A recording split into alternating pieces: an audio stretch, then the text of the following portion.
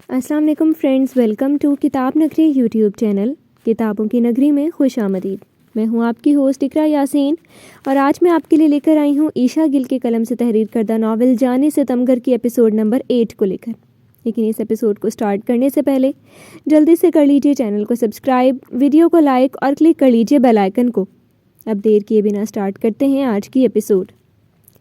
आज पूरे 5 घंटे उसने ज़यान के घर गुजारे थे और ये वक्त कितना खूबसूरत रहा था उसके लिए। ज़यान के घर जाने से उसे ये जानने का मौका मिला था कि वो माँ बाप के वजूद से महरूम शख्स है, और माँ से महरूम तो वो भी थी। तभी महसूस कर सकती थी उसके दर्द को, बल्कि वो तो सोच रही थी कि ज़यान का दर्द उससे काफ़ी बड़ा है। उसका तो रोज़ अपनी अबनॉर्मल बहन को देख देख कर दिल रोता होगा। वो सोचने लगी कि कितना अकेला है वो शख्स, मगर फिर भी अपने ऊपर शायद सख्त खौल चढ़ा रखा है कि कोई उसके अंदर की तन्हाई को जान ही ना पाए। मगर रोशानी और वालदैन का जिक्र करते हुए अहाना ने उसकी आंखों में गहरा कर्ब देखा था। कुछ ऐसे ही कर्ब से वो भी गुजरती आई थी, बल्कि आज तक वो कर्ब उसकी आंखों में भी कुंडली मारे बैठा था। ऐसा ढीठ था कि जाता ही नहीं था। तुमने तो न जाने कैसे अपने माँ बाप खोए, मगर मैंने अपनी माँ को जैसे खोया है वो मैं कभी नहीं भूल सकती। कितनी कोशिश की मैंने कि सब ठीक कर सकूं, मगर वह एक शख्स मेरी माँ की ज़िंदगी और मेरा सुकून निगल गया। और कितने ही अफसोस से कहना पड़ता है कि वो शख्स कोई और नहीं बल्कि मेरा बाप ही है। आज ज़यान की फैमिली फ़ोटो देखकर उसे अपनी वो फैमिली याद आने लगी जो कभी हुआ करती थी। उस फैमिली को बरकरार रखने की जो उसने कोशिश की वो बेदर्दी से नाकाम कर दी गई। वो उस वक्त लॉन की पिछली जानिब बने जीनों पर बैठी हुई थी। इस जगह से भी उसकी एक याद जुड़ी हुई थी। यही वो जगह थी जहाँ उसकी माँ ने उसे अपनी नयाज़ी और ज़ुबैर हमदानी की मोहब्बत की दास्तान सुनाई, और यहीं पे उसके बाप ने उसकी इल्तिजा को बेदर्दी से रोंद डाला था। माजी ज़ुबैर हमदानी मेरा कॉलेज से लेकर यूनिवर्सिटी फ़ेलो रहा। यूँ तो उसका नाम ज़ुबैर हमदानी था, मगर सब उसे सिर्फ हमदानी ही कहते थे। वो मुझे पसंद करता था, इस बात से मैं अक्सर अनजान थी। मैंने कभी देखा ही नहीं था कि वो मुझे किन नज़रों से देखता है और किन नज़रों से नहीं, क्योंकि पहले उसने भी अपने जज्बात छुपाए रखे। मगर जब उसने देखा कि नयाज़ी मुझ में इंटरेस्ट लेने लगे हैं तो उसे शायद मुझे खोने का खौफ पैदा हुआ। तभी उसने कॉलेज ही में मुझे प्रपोज़ कर डाला। उसकी आंखों में, उसके लहजे में भले मुझे मेरे लिए मोहब्बत वाज़ेह नज़र आई, मगर वो ये नहीं जानता था कि सिर्फ नयाज़ी ही नहीं बल्कि मैं भी उन्हें पसंद करती हूँ, बल्कि मोहब्बत करती हूँ। तभी मैंने मुस्कुराकर इनकार कर दिया। लॉन की पिछली जानिब निकलते जीनों पे बैठी ज़ाबिश अहाना के बाल सहलाती, दूर आसमानों को तकती उसे अपनी नयाज़ी और हमदानी की मोहब्बत की आज कहानी बता रही थी, जो कि सरासर अहाना की ज़िद थी। वो जानती थी कि 13 साला अहाना इतनी नासमझ नहीं कि उसकी कहानी को समझ ना पाए। तभी सुनाने लगी। जो कुछ हो रहा था वह देखने के बाद वो अपने हमउम्र बच्चों की निस्बत वक्त से कबल ही समझदारी की दहलीज पे कदम रख चुकी थी। मैं जानती हूँ मेरी वो मुस्कुराहट उसके दिल पे कील की मानींद चुभी होगी और वो इनकार हथौड़ों की मानींद बरसा होगा, मगर मैं तो सिर्फ एक ही शख्स का हाथ थाम सकती थी, तो बस उस शख्स का थाम लिया जिससे मुझे भी मोहब्बत थी। नयाज़ी को हमदानी कोई ख़ास पसंद ना था, और जब से उसने मुझे प्रपोज़ किया उसके बाद से तो नयाज़ी उससे सीधे मुंह बात तक नहीं करते थे। मॉम, क्या वो अंकल बुरे हैं जो डैड जी ये सब कर रहे हैं आपके साथ? क्या वो आज भी आपको चाहते हैं? थोड़ा सा सर उठाकर अहाना ने पूछा। नहीं मेरी जान, वो तो बहुत अच्छा इंसान था और है। मैंने उसे मुस्कुराकर इनकार किया और इनकार करने की वजह बताई तो जानती हो। जवाबन मैं भी मुस्कुराया और कहा कि मैं इतना कम ज़र्फ नहीं कि जिससे मोहब्बत हो उसकी खुशी को अपनी खुशी ना जानूं। नयाज़ी एक अच्छा इंसान है, तुमने अपने लिए एक अच्छा लाइफ पार्टनर चुना है। मुस्कुराकर वो ये तो कह गया, मगर उसके टूटे दिल के टुकड़े उसकी आंखों में इकट्ठे होने लगे थे और वह मुझसे छुप ना सके। तब ये कहते हुए उसने सबके सामने मेरा हाथ खुद नयाज़ी के हाथ में रख तो दिया, मगर ऐसा करते हुए एक लम्हे के लिए उसके दोनों हाथ काम पे ज़रूर थे। और ये बताते हुए उस वक्त ज़ाबिश की आंखों से भी चंद मोती टूटकर अहाना के बालों में जज्ब हुए थे। अहाना जानती थी कि वो रो रही है, मगर उसे चुप करवाने को बिल्कुल ना हिली कि अभी तो बहुत कुछ बताते हुए उसके आंसू रवा होते ही रहने थे। कॉलेज की पढ़ाई ख़त्म हुई तो फिर यूनिवर्सिटी का दौर आया, और उसमें भी हमारा एक ही क्लास में आमना सामना होता रहा। नयाज़ी को लगा कि हमदानी ने जानबूझकर उसी यूनिवर्सिटी में एडमिशन लिया जहाँ मैं हूँ, और नयाज़ी भी तो मेरे साथ ही थे। मगर हमदानी अकेला नहीं था, उसके साथ उसकी कज़न भी थी जो कि बहुत प्यारी और इंटेलिजेंट थी। उसका नाम सायरा था और उसने हमें बताया कि उसकी और हमदानी की तो शादी हो चुकी है। मैं इस बात से बहुत खुश हुई और ये जानकर नयाज़ी का रवैया भी हमदानी से कुछ बेहतर हुआ, मगर दोनों की एक दूसरे से बोलचाल बहुत कम थी। मेरी सायरा से काफ़ी अच्छी दोस्ती हो गई थी, काफ़ी दिल लग गया था। اس کے ساتھ مگر 6 مہینے بعد اس نے یونیورسٹی آنا چھوڑ دیا۔ وجہ یہ کہ 3 مہینے قبل ہی وہ ایک نئے احساس سے گزرنے لگی تھی، یعنی اللہ نے اسے اولاد جیسے نعمت سے نوازنا تھا۔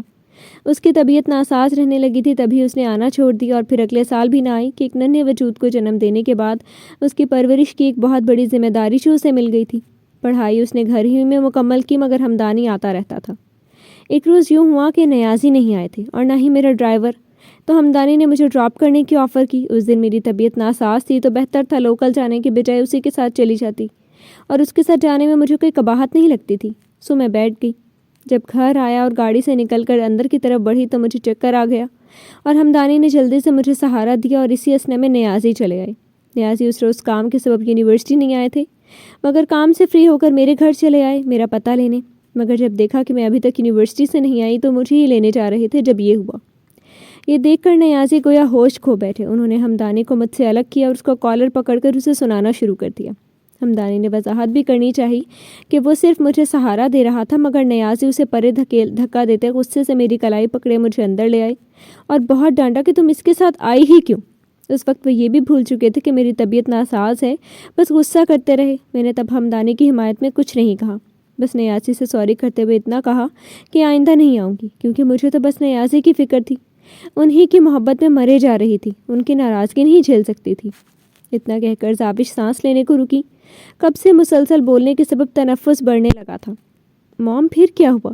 کیا اس کے بعد بھی ڈیڈ نے کوئی لڑائی کی یا آپ کو ڈانٹا؟ کتنی ہی دیر تک جب وہ نہ بولی تو اہانہ نے پوچھا، کیسی لڑائی؟ کون سی لڑائی؟ وہ تو تب ہوتی جب ہمدانی یہاں ہوتا۔ وہ تو بیوی بچے کو لے یہ انگلینڈ شفٹ ہو گیا۔ میری اور نیازی کی شادی ہو گئی، اور پھر 2 سال بعد تم آئی ہمارے ہاتھوں میں، تو ایسا لگا جیسے زندگی مکمل ہو گئی ہو۔ نیازی کی خواہش تھی کہ ہماری پہلی اولاد بیٹی ہو، اور اللہ نے ان کی سن لی۔ نیازی میرا بہت خیال رکھتے، میری ہر چھوٹی سے چھوٹی خواہش پوری کرتے، بلکہ مجھ پہ تو جان چھڑکتے۔ ہاں اہانہ، تمہارے ڈیڈ نے مجھے بے حد محبت دی، اتنی کہ میں خود کو دنیا کی خوش قسمت ترین بیویوں میں شمار کرنے لگی۔ کتنا خوش رکھتے تھے مجھے، تم بھی جانتی ہو اہانہ، تم نے بھی دیکھا سب، مگر ہماری ان خوشیوں کو نظر خود نیازی نہیں لگائی۔ 3 سال قبل ہمدانی واپس آ گیا، وہ بھی ہمیشہ کے لیے۔ میری مال میں اچانک سائرہ سے ٹکر ہوئی، اور ایک دوسرے کو دیکھ کر ہمیں بے حد خوشی ہوئی۔ میں نے اس سے شکوہ کیا کہ تم چلی گئی ملے بغیر ہی، بتایا تک نہیں، اور نہ کوئی رابطہ رکھا۔ تو اس نے بتایا کہ اسے ہمدانی نے منع کیا تھا، وہی چاہتا تھا کہ ہم میں سے کوئی بھی ایک دوسرے سے رابطہ نہ رکھے۔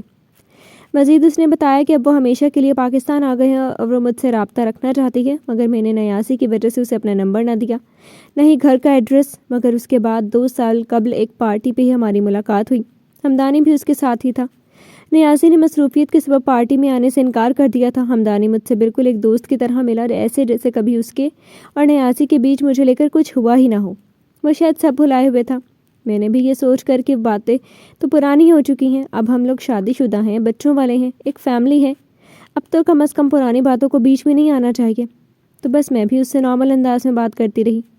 سائرہ کو اپنی دوست کی شادی کے لیے رات ہی دوسرے شہر روانہ ہونا تھا، سو وہ جلد ہی پارٹی سے چلی گئی۔ اس کے بعد پارٹی میں چٹس گیم کھیلی گئیں، اور میری تلخ زندگی کا کھیل بھی وہیں سے شروع ہوا۔ ہمدانی کی چٹ میں آیا کہ مقابل کھڑے شخص کے لیے کوئی بھی گانا گائیں، اور بدقسمتی سے مقابل میں تھی۔ ہمدانی نے مسکراتے ہوئے نہ صرف مائک بلکہ میرا ہاتھ بھی پکڑا اور مجھے لیے اسٹیج پہ چلا گیا اور گانا گنگنانے لگا۔ میں تو بس کٹ پتلی بنی کنفیوز سے اس کے چلنے پہ چل پڑی، اور گانے کے کچھ بول اور پھر اس کا بولنے کا انداز ایسا تھا کہ خود کو ہنسنے سے روک نہ پائی۔ مگر تبھی وہاں نیازی چلے آئے۔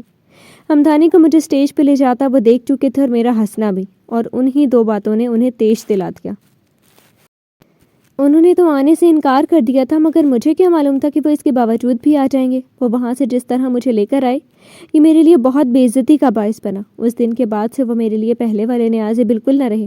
اس کے بعد ایک ریسٹورانٹ میں ہمدانی سے اچانک ٹاکرا ہو گیا۔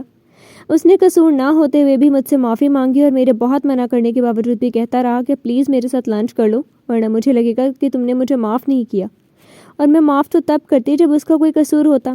میں نے اس کے اصرار کرنے پر اس کے ساتھ لنچ کر تو لیا، مگر جب گھر آئی تو نیازی نے جو سلوک کیا وہ بھی شاید تم نے بھی دیکھا۔ انہیں کسی نے میری اور ہمدانی کی ویڈیو بنا کر بھیجی تھی۔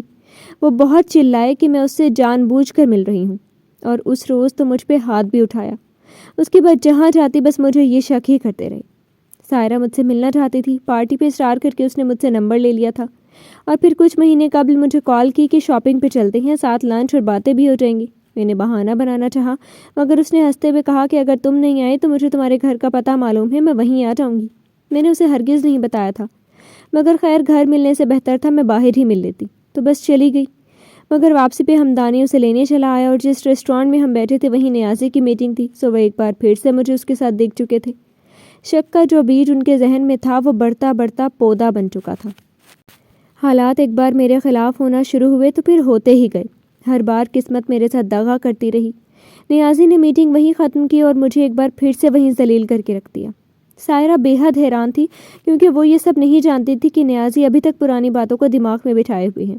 ہمدانی نے اسے چھپا رکھا تھا، جو پارٹی پہ ہوا اور جو بھی اس کے بعد ہوا، کیونکہ شاید اسے یہی بہتر لگا۔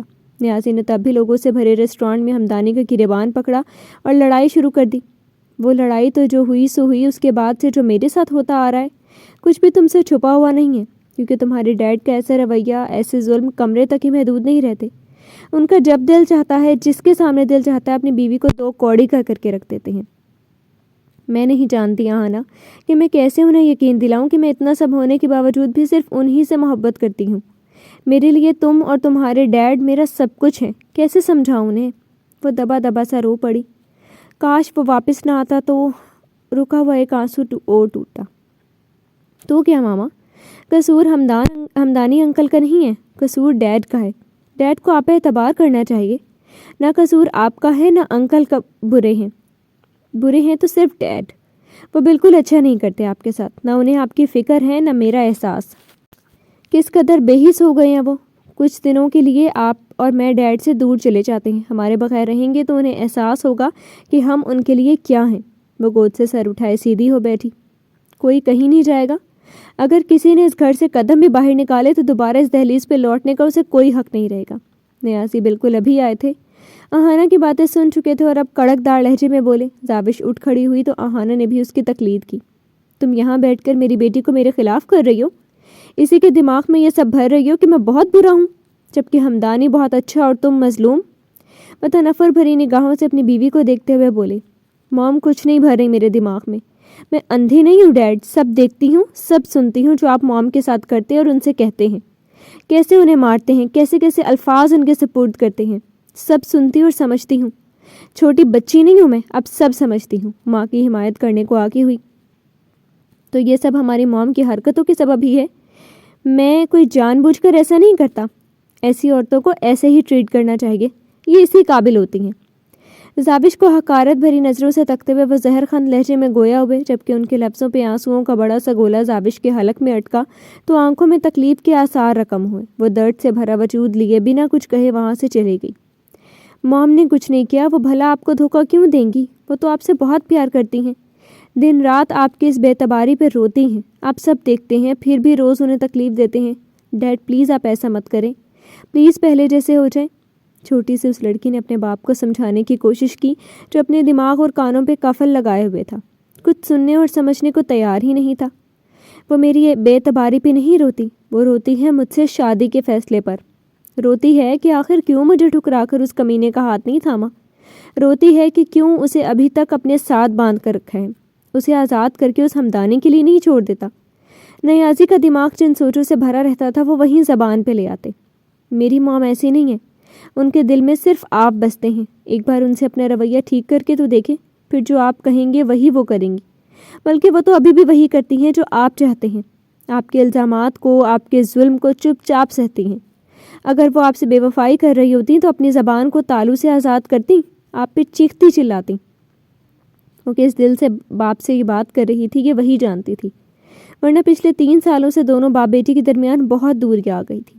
آہانا ہر وقت ماں کے ساتھ ہی چپکی رہتی، باپ کے قریب بھی نہ پھٹکتی، نہ بات کرنا پسند کرتی، اور جب وہ زاوش کو تکلیف دیتا تو تب اسے یہی باپ مزید برا لگنے لگتا۔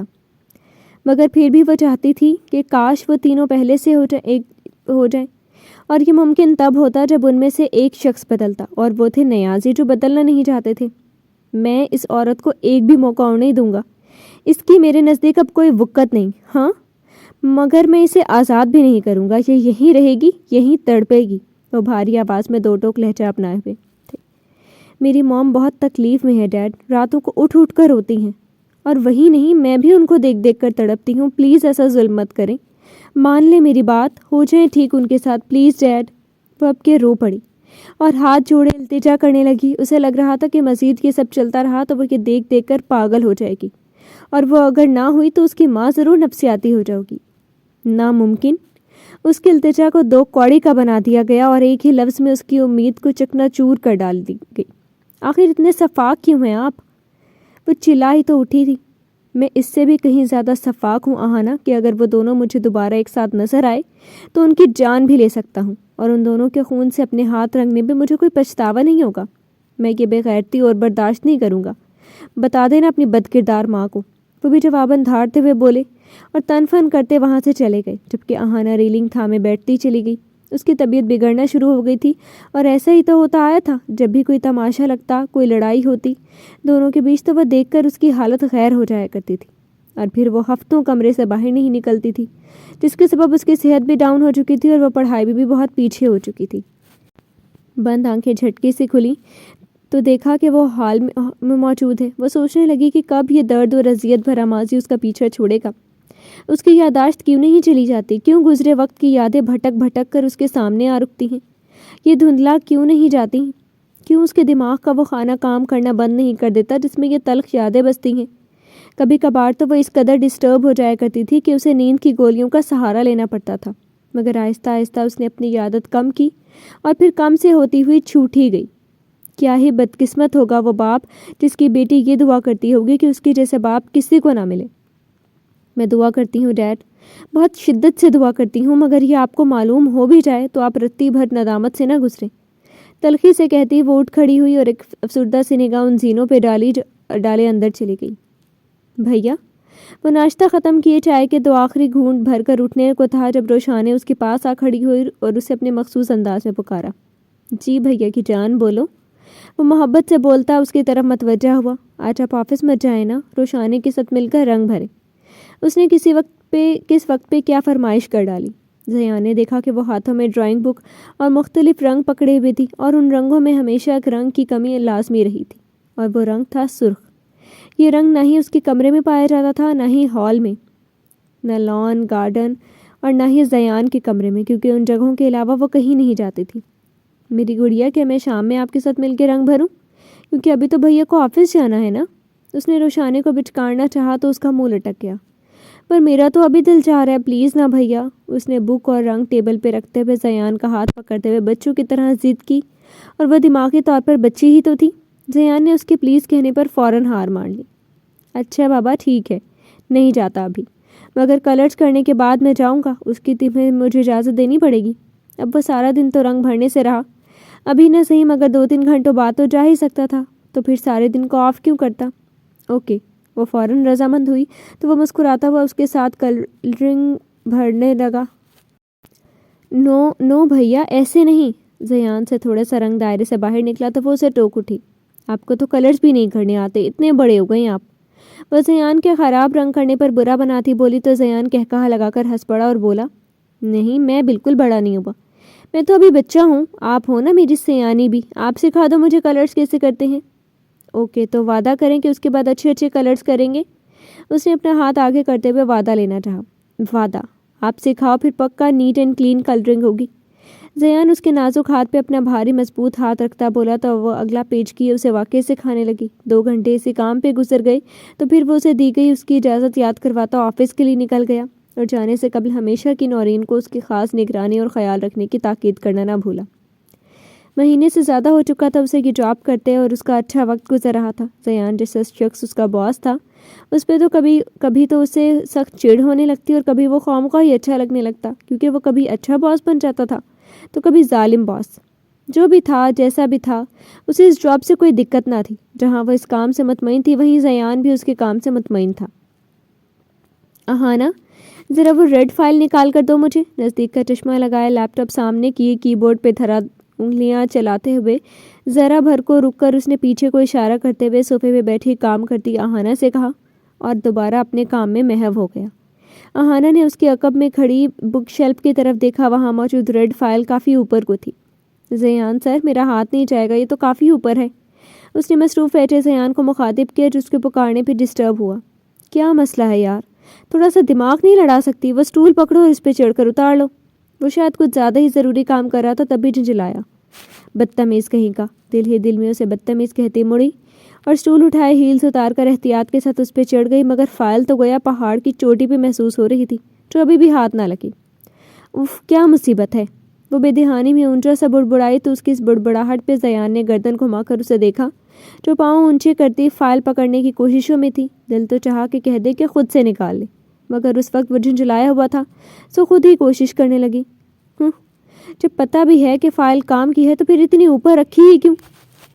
اب کہ اس نے مزید پاؤں اٹھائے تو اسٹول ہلا، وہ یکدم ڈری، بے اختیار منہ سے چینخ خارج ہوئی اور ساتھ ہی اس کا بیلنس آؤٹ ہوا تو وہ لہراتی ہوئی نیچے کو آئی۔ اس سے قبل کہ وہ دھڑام سے فرش کا دیدار کرتی، زیان نے جو اس کی ناکام ہوتی کوششوں کے سبب خود اٹھ کر آیا تھا جلدی سے اسے اپنی باہوں میں پناہ دی۔ وہ جو ڈر کے مارے آنکھیں بند کر گئی تھی، محفوظ پناہ ملنے پہ جھٹ سے کھولے پکڑنے والے کو تکنے لگی جو اسے یوں دیکھ رہا تھا جسے کہہ رہا ہو کہ اچھا طریقہ ہے فائل نکالنے کا۔ وہ اسے بازوؤں میں اٹھائے ہوئے تھا اور یہ جان کر اسے بہت شرم آ رہی تھی، لیکن اگر بروقت وہ نہ پکڑتا تو وہ بری طرح گرتی اور یہی سوچ کے اسے جھرجھری سی آ گئی۔ جب باوجود اسٹول کے ہاتھ نہیں پہنچ رہا تھا تو بتانے کی زحمت نہیں کر سکتی تھی؟ وہ اسے گھرکنے لگا۔ میں آپ کو بتانے ہی والی تھی اور آپ اب مجھے چھوڑیں تو صحیح۔ آہانہ نے اسے جیسے یاد کروایا کہ وہ اسے باہوں میں اٹھائے ہوئے ہے۔ اتنا بھی اس سے بمشکل بولا گیا کیونکہ اسے بے حد خفت محسوس ہو رہی تھی۔ چھوڑ دوں کیا؟ آنکھوں کے ساتھ ساتھ اس نے زبان سے بھی سوال کیا۔ جی سے زیادہ نہ بولا گیا اس سے۔ سوچ لو، گہری نگاہوں سے اسے دیکھتے ہوئے دبی دبی مسکراہٹ لیے زیان نے کہا۔ اس میں سوچنے والی بھلا کیا بات تھی؟ تبھی وہ جلدی سے بولی، پلیز سر چھوڑیں مجھے۔ وہ تنگ سے بولی تو زیان نے مسکراتے ہوئے ایک جھٹکے سے اسے اپنی باہوں سے آزاد کیا، مگر یہ کیا، اس کے ایسا کرنے سے وہ دھڑام سے نیچے گری۔ ایک دم سے کمر میں شدید درد اٹھا مگر چاہ کر بھی اظہار نہ کر پائی، آواز حلق میں ہی اٹک گئی۔ میں نے پہلے ہی کہا تھا کہ سوچ لو، مجھے چھوڑیں کہنے کے بجائے مجھے نیچے اتار دے کہتی تو بہتر تھا، کیونکہ میں نے تو صرف تمہارے کہے پہ عمل کیا ہے۔ مزے سے کہتا وہ اسٹول پہ چڑھے آرام سے فائل نیچے اترا، فائل ٹیبل پہ رکھ کر اپنی کرسی سنبھالنے لگا، مگر ایک نظر پلٹ کر دیکھا تو وہ وہیں بیٹھی ہوئی تھی۔ تبھی بیٹھنے کا ارادہ ترک کرتا واپس اس کے پاس آیا جو ابھی تک کمر پکڑے دل ہی دل میں اسے سلواتوں سے نواز رہی تھی اور سر جھکائے ہوئے تھی۔ اب کیا شام تک یہیں بیٹھنے کا ارادہ ہے؟ چلو اٹھو، وہ بولا مگر وہ نہیں اٹھی۔ آہانہ، کیا کہہ رہا ہوں میں، اٹھو۔ اب کہ زیان نے اپنا ہاتھ اس کے سامنے کیا تو اس کی نظریں زیان کے ہاتھ پہ ٹک گئی۔ وہ دیکھتی رہی اور پھر غصے سے رخ پھیر گئی، مگر اٹھی اب بھی نہیں۔ وہ جان بوجھ کر نہیں اٹھ رہی تھی بلکہ اس سے اٹھا نہیں جا رہا تھا۔ اس کے زیان کے ہاتھ سے رخ پھیرنے پر زیان نے اپنا ہاتھ واپس کھینچا اور اس کے پاس گھٹنوں کے بل بیٹھا۔ اس کے بیٹھنے پہ آہانہ نے اپنے غصے کا اظہار کرنے کی خاطر پیچھے کو ہٹنا چاہا، مگر پھر سے درد کی لہر اٹھی تو جہاں تھی وہیں تھم گئی۔ درد ہو رہی ہے؟ اس کے چہرے پہ رقم ہوئے درد بھرے آثار دیکھتے ہوئے زیان نے پوچھا، مگر وہ کچھ نہ بولی۔ کچھ پوچھ رہا ہوں آہانہ۔ اچھا چلو اٹھو، وہاں چل کر بیٹھو۔ اس کا اشارہ صوفے کی طرف تھا۔ اچھا سوری یار، مجھے ایسا نہیں کرنا چاہیے تھا، میں نے غلط کیا، میں معافی مانگتا ہوں، مگر چلو اب اٹھو تو صحیح، آؤ شاباش۔ اس کی خاموشی اور شکوہ بھری نگاہیں دیکھتے ہوئے اب کہ زیان نے اسے معافی مانگی تو آہانہ کی آنکھیں پوری کی پوری کھل گئی۔ وہ کھڑوس جلاد اسے معافی مانگ رہا تھا؟ حیرت تو بنتی ہی تھی، اور پھر اس کا بولنے کا انداز اور لہجہ بھی یوں تھا جیسے وہ اس کا باس نہیں بلکہ کوئی دوست ہو جو اسے منا رہا ہو۔ اس کی قربت، اس کا لہجہ آہانہ کو پگھلا ہی تو گیا تھا۔ اب کی بار اس نے زیان کا بڑا ہوا ہاتھ اگنور کرنے کی بجائے تھام لیا اور اٹھنے کی صحیح کرنے لگی، مگر درد کے سبب مشکل ہو رہی تھی۔ تبھی زیان نے دوسرا ہاتھ پیچھے سے اس کے بازو پہ رکھتے ہوئے اٹھنے میں اس کی مدد کرنا چاہی۔ جب اٹھانا ہی تھا تو گرایا ہے کیوں؟ اب دیکھو تو صحیح کیسے سوری بھی کر رہا ہے اور مدد بھی۔ مجھے تکلیف دے کر یقیناً سکون ملا ہوگا اسے، اور یہ معافی یقیناً دکھاوا ہی ہوگی۔ رک کیوں گئی؟ چلو۔ وہ دل ہی دل میں خود سے مخاطب کب رک گئی اسے پتہ ہی نہ چلا۔ پاؤں میں بھی درد تھا، تبھی زیان نے اسے صرف اٹھانے پہ اکتفا نہ کیا بلکہ چلانے میں بھی مدد کی۔ کتنے پیار سے آرام سے وہ اسے لیے چل رہا تھا۔ نہ جانے کیوں آہانہ کے دل میں خواہش جاگی کہ وہ اسے لیے ایسے ہی قدم سے قدم ملاتا رہے۔ ایسے کیا دیکھ رہی ہوں کہ آج کچھ زیادہ ہی ہینڈسم لگ رہا ہوں؟ وہ جو چہرہ اٹھائے یکٹک اسے ہی دیکھے جا رہی تھی، اس کی شوخ لہجے میں کہی گئی اس بات پر خفت سے چہرہ جھکا گئی۔ بیٹھ جاؤ۔ صوفے کے قریب پہنچ کر زیان نے اسے بیٹھنے کا کہا تو وہ بیٹھ گئی۔ وہ خود بھی اس کے برابر میں ہی بیٹھ گیا۔ کمر میں درد ہے؟ اسے بیٹھ کر کمر تھامتا دیکھ کر زیان نے پوچھا تو وہ بس سر ہلا گئی، مگر چند لمحے ہی گزرے تھے کہ اچھل پڑی، کیونکہ زیان اس کی کمر پہ ہاتھ رکھے ہوئے تھا۔ وہ تو اس کی اس جسارت پہ دنگ ہی رہ گئی۔ یہاں ہو رہی ہے؟ اس نے مدھم اور گھمبیر آواز لیے پوچھا۔ وہ توقع کے خلاف آہانہ کی طرف سے سوائے حیرت کے کوئی رد عمل نہ آیا۔ وہ کہ اس کا ہاتھ نہیں ہٹا پا رہی تھی کہ وہ بھی سمجھ نہیں پا رہی تھی، بس نفی میں سر ہلا گئی۔ تو کیا یہاں کہ زیان نے ہاتھ تھوڑا اور پیچھے سرکایا تو اب کے سر اس بات میں ہل گیا۔ ڈاکٹر کے پاس لے چلوں؟ اف، یہ اس کی فکر، اس کا اپنائیت بھرا لہجہ۔ نہیں، اب کی بار کب سے تالے لگی زبان کو اس نے غیر مقفل کیا۔ تو کیا گھر چھوڑ دوں؟ ہاتھ ابھی بھی اس کی کمر پہ ہی تھا اور اس کے ہاتھ کا لمس آہانہ کو بے حد سکون بخش رہا تھا۔ نہیں، میں خود چلی جاؤں گی۔ اس کی بات پہ وہ مسکرایا۔ 2 قدم تو چل نہیں سکتی اور بات کریے خود سے گھر جانے کی۔ وہ اس کا مذاق نہیں اڑا رہا تھا، بس حقیقت بتا رہا تھا، کیونکہ اس کے پاؤں میں بھی تو درد تھا۔ یہ درد بھی آپ ہی کی مرہون منت ہے، گیلا آمیز لہجے میں کہا گیا، اور اپنی اس حرکت پہ یہ بندہ تم سے معافی بھی تو مانگ چکا ہے، مگر شاید تم نے معاف نہیں کیا۔ اس کی کمر سے ہاتھ ہٹائے کھوجتی نگاہوں سے اسے دیکھتے ہوئے زیان بولا۔ معاف نہ کیا ہوتا تو آپ کا ہاتھ ہرگز نہ تھامتی۔ وہ جلدی سے بولی، اور مجھے لگا شاید تم نے مجبوری میں میرا سہارا لیا۔ وہ واقعی میں ہی ایسا سمجھ رہا تھا۔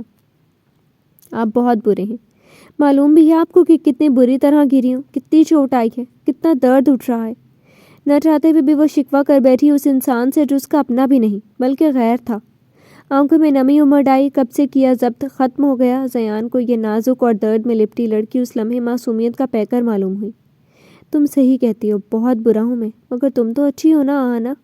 اس لیے اب اٹھو اور چلو، میں تمہیں ڈاکٹر کے چھوڑ دوں، پھر وہاں سے ڈرائیور بلوا لینا، کیونکہ جتنا برا میں تمہیں اس وقت لگ رہا ہوں تم یقیناً میرے ساتھ زیادہ دیر نہیں رکنا چاہو گی۔ اور ہاں، آنسو مت بہانا، کیونکہ مجھے پوچھنے نہیں آتے۔ آخری جملہ اس نے غیر سنجیدگی سے ادا کیا تو آہانہ پلکیں جھپکتے ہوئے نمی واپس موڑنے لگی۔ گڈ گرل، آ جاؤ اب۔ وہ کھڑا ہوا اور پھر سے اسے اپنے سہارا دینا چاہا۔ آج وہ اسے حیران کرنے پہ تلا ہوا تھا۔ میں ایسے نہیں جا سکتی، سب دیکھیں گے۔ وہ بیٹھی رہی اور نہ اٹھنے کی وجہ بھی بتا ڈالی۔ مجھے لوگوں کی نظریں اور ان کی سوچ سے رتی بھر فرق نہیں پڑتا، مگر مجھے پڑتا ہے۔ وہ چپ ہی ہوا تھا کہ آہانہ برجستگی سے بول پڑی۔ تو اس کا مطلب تم نہیں اٹھو گی؟ وہ پرسوچ لہجے میں بولا اور پھر ٹیبل کی طرف بڑھا، ریسیور اٹھایا اور ریسیپشنسٹ کو اندر آنے کا کہا۔ انہیں موج آئی ہے، سہارا دے کر پارکنگ تک لے جاؤ۔ وہ اندر آئی تو زیان نے کہا، جس پہ وہ فوراً حکم کی تعمیل کرنے لگی۔ جی تو فرینڈز، کیسی لگی آپ کو آج کے ایپیسوڈ؟ امید ہے آپ کو پسند آئی ہوگی۔ کمنٹ سیکشن میں اپنی رائے کا اظہار کرنا مت بھولیے گا۔ پھر حاضر ہوں گے نیو ایپیسوڈ کے ساتھ، تب تک کے لیے اجازت دیجیے۔ شکریہ، اللہ حافظ۔